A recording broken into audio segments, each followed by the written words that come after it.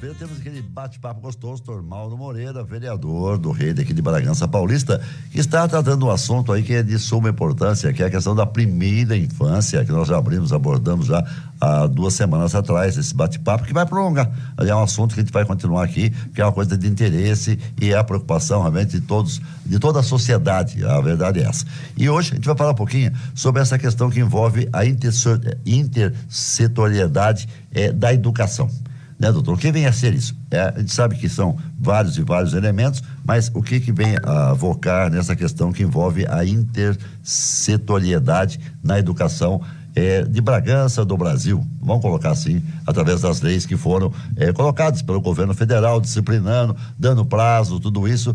Bom dia, doutor Mauro, prazer tê-lo aqui. Bom dia, Jango, bom dia, ouvintes da Bragança FM, é um prazer estar falando com você, Jango, Marcinho, nosso amigo. Jango, qual é o problema da educação nacional? O problema da educação nacional é a qualidade da educação. Esse é o problema. Quais são as raízes desse problema? Quais são as causas desse problema? Por que nossos jovens que saem da educação pública não conseguem acessar a universidade, não consegue acessar sequer cursos técnicos por deficiência na aprendizagem? Isso é uma constatação. Então, é necessário que a gente mude a nossa educação e, sobretudo, Jango, nesse momento tão importante que é a necessidade da elaboração do Plano Municipal de Educação, do Plano Municipal para a Primeira Infância. Planos esses que eles precisam obedecer diretrizes. Especificamente, o Plano Municipal de Educação, que ele precisa ser construído e ele terá validade por 10 anos, ele precisa cumprir a legislação e cumprir diretrizes. As metas, né? Diretrizes de como elaborar esse plano. O governo federal, Jango, ele publicou a lei 220/2025, que cria o Sistema Nacional de Educação. O Sistema Nacional de Educação é um sistema que tem a semelhança do nosso SUS, a participação do ente federal, do ente estadual e o ente municipal. Ou seja, o Sistema Nacional de Educação exige a participação na elaboração das propostas, no planejamento das atividades, na gestão e no compromisso com a qualidade da participação do governo federal, do governo estadual, do governo municipal. São os 3, né? Esse é o Sistema Nacional de Educação, que ele é sustentado pelo Plano Nacional de Educação. E o Plano Nacional de Educação, ele diz, Jango, no seu capítulo 2º, das diretrizes, ele diz da intersetorialidade. A intersetorialidade. No artigo 3º do Plano Nacional de Educação, diz o seguinte: são diretrizes do Plano Nacional de Educação, Jango, para os planos municipais.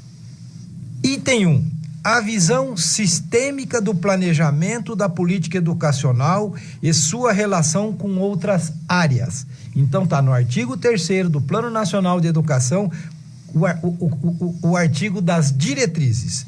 O item 2, a intersetorialidade como abordagem para o enfrentamento dos problemas da educação em cada território.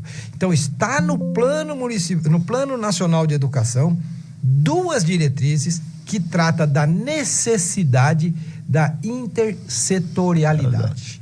Também, Jango, a Constituição Federal, no seu artigo 227, diz o seguinte: é dever da família, é dever do Estado e é dever da sociedade assegurar à criança, ao adolescente e ao jovem. Agora, veja essas duas palavras. Assegurar às crianças. É garantir, né? Aos adolescentes e ao jovem com absoluta prioridade. Absoluta prioridade, Jango, significa muito. E é dever da sociedade, do Estado e das famílias assegurar com absoluta prioridade os direitos à vida, à saúde, à alimentação, à educação de qualidade, ao lazer, à profissionalização, à cultura, à dignidade, ao respeito, à liberdade, à convivência social, à convivência comunitária e garantir um ambiente seguro onde esses jovens e essas crianças estão a salvo de qualquer tipo de violência. Artigo 227 da Constituição Federal, que é dever. Considerando ainda, Jango, o que está no item 46 do Sistema Nacional de Educação, que é fundamental o estabelecimento de políticas públicas educacionais intersetoriais com vistas à garantia desses direitos. Então, políticas públicas na educação intersetoriais.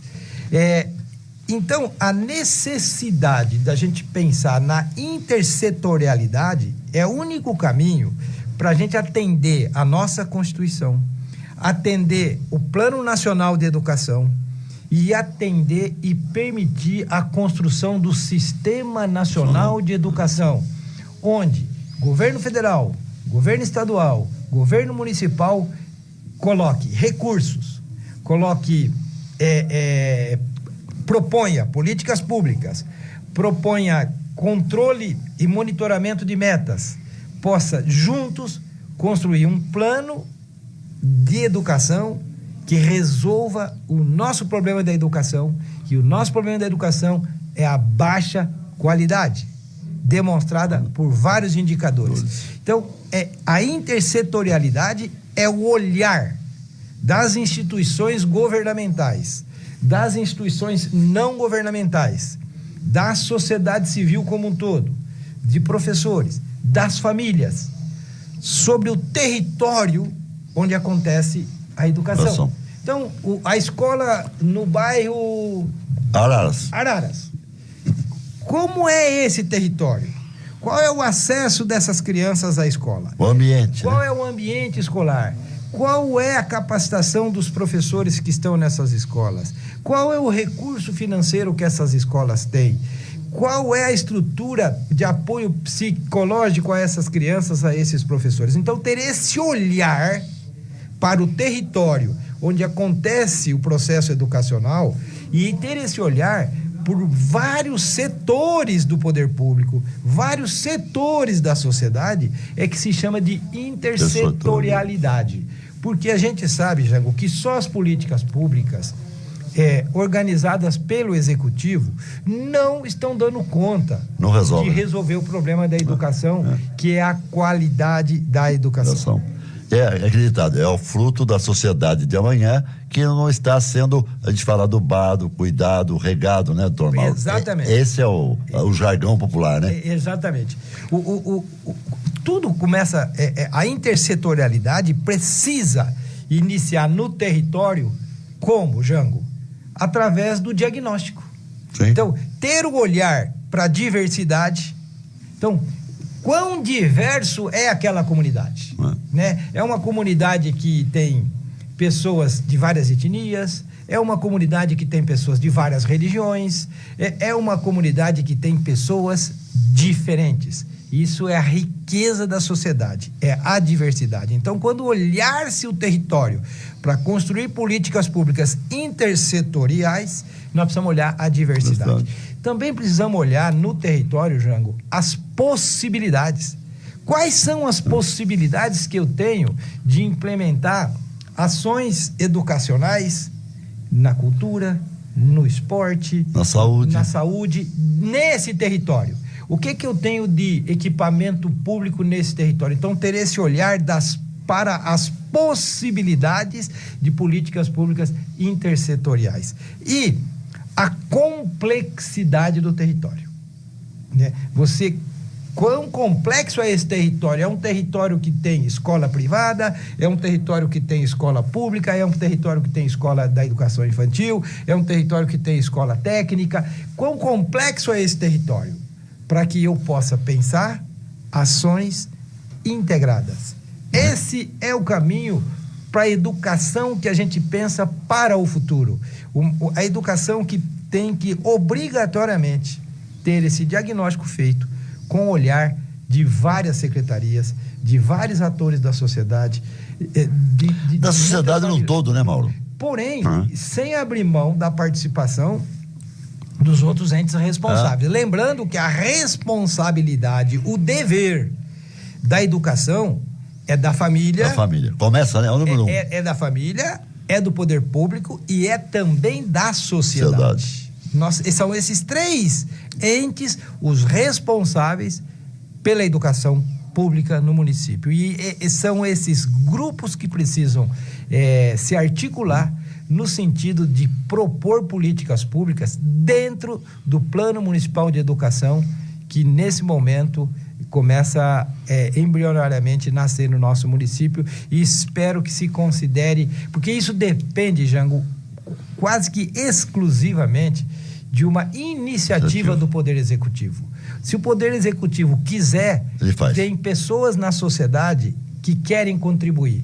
Dentre essas pessoas, eu sou uma dessas pessoas. O Instituto Viva a Democracia, com seu grupo de trabalho da educação, com professoras doutoras, com grupo de especialistas que querem exclusivamente contribuir para elaboração de um plano municipal de educação que obrigatoriamente precisa estar articulado com o plano estadual de educação e obrigatoriamente tem que estar articulado com o plano nacional de educação, e que tem que ter elementos que permitam construir o Sistema Nacional de Educação com ações integradas, ações intersecretarias. É fundamental isso no nosso próximo Plano Municipal de Educação, Jango. Porque acreditado, né, a criança vai para a escola, aí tem um problema de saúde, aí não tem aquele atendimento médico. Dou um exemplo aqui muito prático. Aí essa criança, a gente percebe numa escola que tem uma aptidão diferente, ele precisa de um outro apoio, de um outro pedagogo, não é isso? Exato. Esses valores é que a gente nota, e foi a preocupação do governo federal nesse Plano Nacional de Educação. Então, o que compete agora? Aos poderes executivos dos 5.558 municípios, 5.572 municípios do Brasil, que vão estar como obrigação de trabalhar isso através de diagnóstico e de realmente colocar em prática, doutor. Agora é isso que, como Bragança, você que está à frente disso, junto com a Secretaria de Educação, Secretaria, no caso da Dirigente Regional de Ensino, quer dizer, são todos esses setores que iniciam esse trabalho. E depois vem os demais, que são chamados aqueles que vão vir para acolher e fazer esse fechamento desse diagnóstico e colocar em prática. É isso? Sem dúvida. É pensar a construção de interfaces entre entidades governamentais, entidades não governamentais, a interface entre setores da sociedade, para que o que há de congruência entre as ações, nas ações que precisam ser implementadas no Plano Municipal de Educação, elas possam ser construídas, elas possam ser monitoradas, elas possam ser financiadas por vários setores. Então, a intersetorialidade, no sentido, Jango, de que a gente tem que vencer os grandes desafios que a sociedade enfrenta hoje, como, por exemplo, a altíssima taxa de suicídio entre jovens e crianças, a altíssima taxa de obesidade entre jovens, crianças e adultos, a altíssima taxa de câncer, sobretudo o câncer de intestino, esse mês, um mês importante para poder prevenir câncer. É possível prevenir câncer. Sim. Como que eu vou prevenir câncer? É na educação, é na escola. Então, esses são alguns dos problemas da sociedade, né? Uma sociedade onde os nossos jovens estão cada vez menos interessados em estudar, onde os nossos jovens estão iludidos com promessas de ganho fácil, né? Você vê a quantidade de pessoas apostando em loterias. Ou seja, isso é um sinal claro que a nossa educação não está falhando. Então, é um alerta, né? É um alerta. Se a gente quiser, já, para o futuro, uma sociedade melhor, uma sociedade onde as pessoas vivam mais coletivamente, uma sociedade onde as pessoas se amem, uma sociedade onde as pessoas se protejam, uma sociedade onde a gente proteja o meio ambiente, uma sociedade onde a gente cuide dos nossos idosos, uma sociedade onde a gente cuide das mulheres, das crianças, de todas as pessoas que vivem coletivamente, uma sociedade empática, resiliente, uma sociedade que possa ser mais feliz. Só tem um caminho, Jango. Educação de qualidade. É isso aí. Educação de qualidade. Esse é o momento para que a gente possa construir juntos, poder público, executivo, legislativo, judiciário, a sociedade e as famílias, o nosso plano municipal de educação, considerando a intersetorialidade, considerando a necessidade do Sistema Nacional de Educação e considerando que nós precisamos obedecer às diretrizes do Plano Nacional de Educação que já está em vigência. Acreditado, doutor. Pensaram-se tanta coisa nesse país, tantas coisas, tantos avanços, mas esqueceram do principal, que é a formação daquele que será o futuro. Eu sempre falava isso lá atrás, há quantos anos eu falava isso, que a educação é o carro-mestre, é através da educação que você transforma e muda as pessoas. Então, realmente, assim, houve um lapso de tempo e que muitas coisas se passaram e os governantes, a gente se coloca nesse mesmo patamar, que não se preocuparam com isso. Acharam que dando uniforme, dando ali a escola, dando o espaço, e o professor lá tá bom demais, né? É insuficiente. Não é isso? É insuficiente. Alfabetizou, tá bom, né? Não é isso? Na realidade, né, Jango, o que faz o ser humano viver melhor é o aprendizado. Se você aprende coisas ao longo da sua vida, você se torna cada vez uma pessoa melhor. E o lugar privilegiado para se aprender coisa é a escola. Porque na escola você tem o professor. E o professor é a pessoa que estudou. Porque ser professor não é para qualquer um. É uma missão, eu falo sempre isso. Ser professor exige técnica, exige estudo, exige conhecimento. Capacitação, né? Por isso que não dá para ensinar o seu filho em casa. Vou tirar meu filho da escola e vou fazer homeschooling. Não, isso é uma grande bobagem. Porque os pais não são professores. Não. Os pais são responsáveis de levar o filho na escola, educar. Responsáveis pela educação dos filhos. Juntamente com a escola e juntamente com a sociedade. São esses três os responsáveis, têm o dever de cumprir... E obrigação, né? O dever de cumprir o 227 da Constituição Federal, que é prover para nossas crianças, jovens e adolescentes com prioridade absoluta, ou seja, tudo vem depois disso. Nesse momento, a prioridade absoluta são nossas crianças, nossos jovens, nossos adolescentes, na educação. Na formação, né? Na formação, Jorge. Dessa parte, daí que ele vai ser o fruto da sociedade, do cidadão de amanhã. Ou o médico, o dentista, o professor, né? Nós avançamos na educação, não há nenhuma dúvida que nós hoje avançamos no acesso. Sim. Né? O acesso hoje é quase universal, mas você ainda tem 6% de crianças fora da educação infantil no país. 6% são alguns milhões de crianças. Sim. 6%. Então, ainda falta a universalização do acesso. Mas, no nosso município, o acesso é praticamente universal. Sim. Mas nós precisamos pensar agora na qualidade. Na estratégia, certo? Na qualidade. Como que nós vamos, primeiro, fazer com que nossas crianças estejam alfabetizadas até o 2º ano do ensino fundamental. Né? Que a gente garanta que essas crianças, ao sair do ensino médio, com 17, 18 anos, tenham possibilidade de acessar uma universidade ou um curso técnico né? Dar que tem aqui em Bragança e tem na região, né, doutor? Pois é.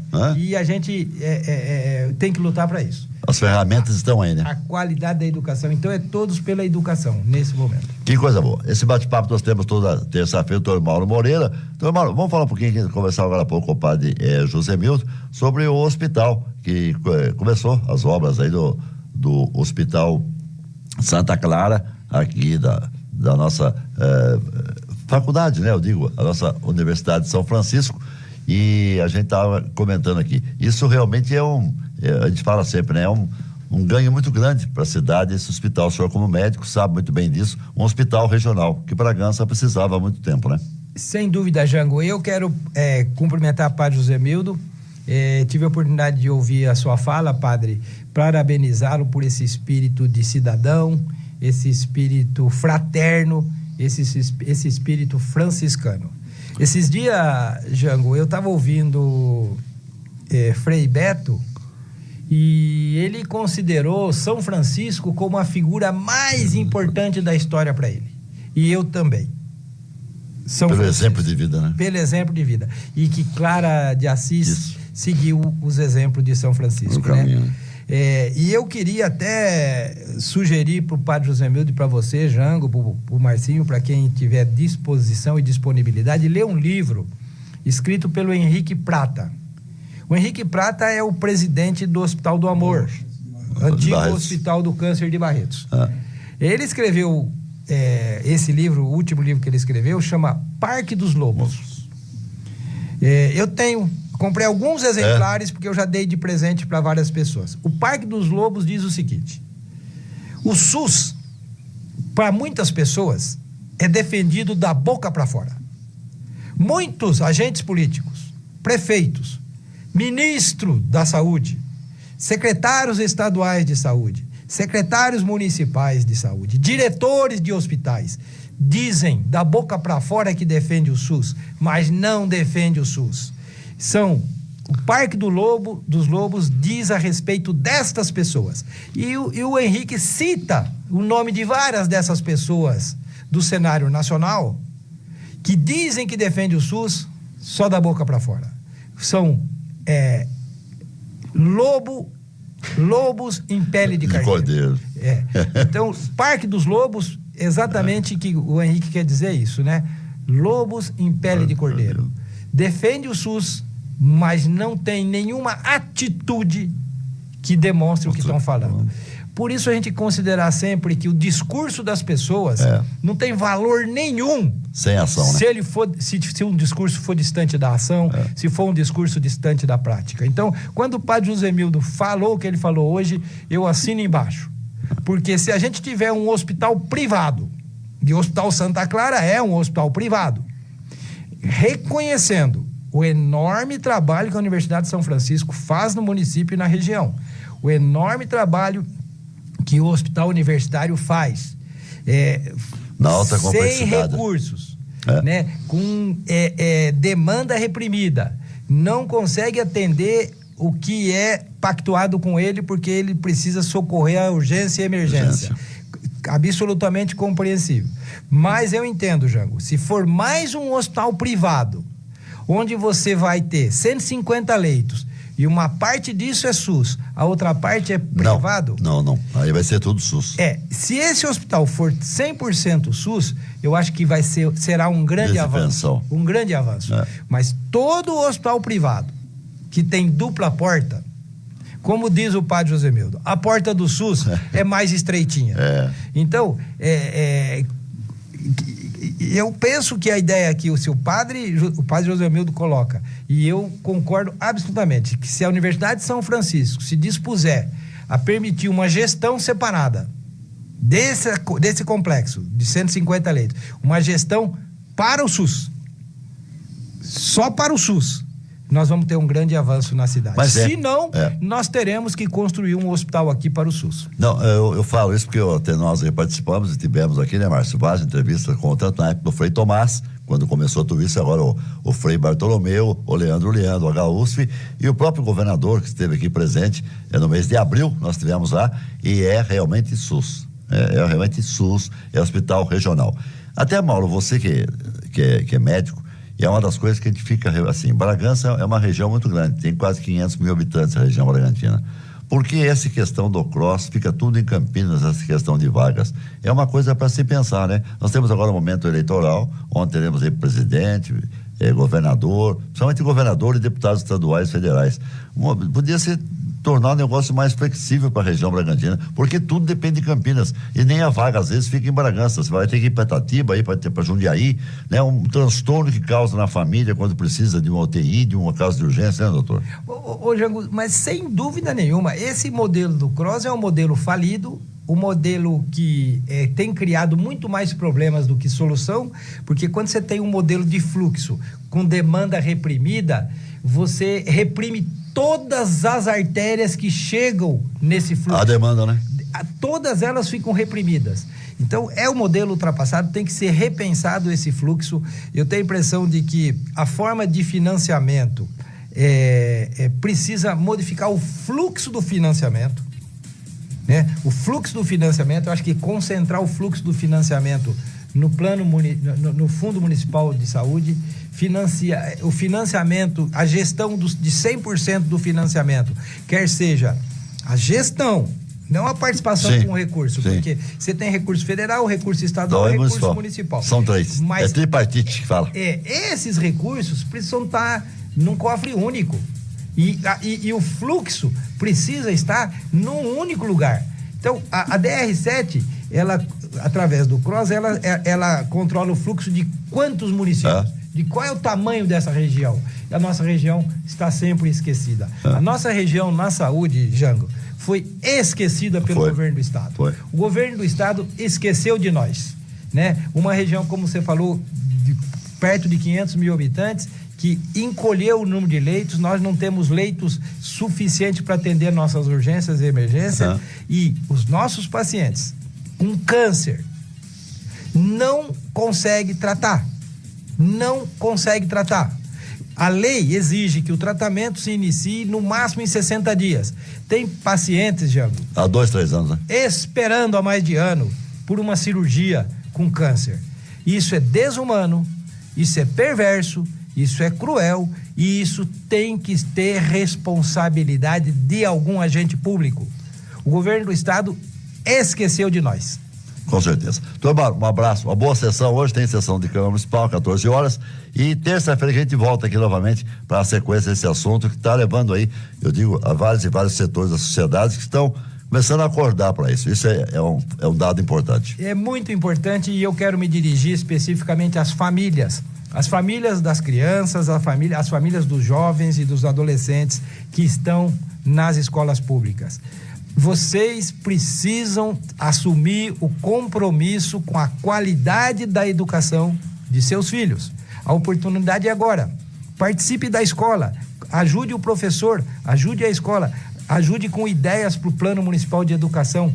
Vocês, familiares, junto com a sociedade e junto com o poder público, têm o dever, a obrigação legal, que está no artigo 227 da Constituição, de prover educação de qualidade para as nossas crianças, os nossos adolescentes e os nossos jovens, Jango, com prioridade absoluta. Um bom dia a todos os ouvintes da Bragança FM. Terça-feira que vem, vamos falar um pouco do Sistema Nacional de Educação, o SUS da Educação. São 10h42, vamos ao sucesso musical.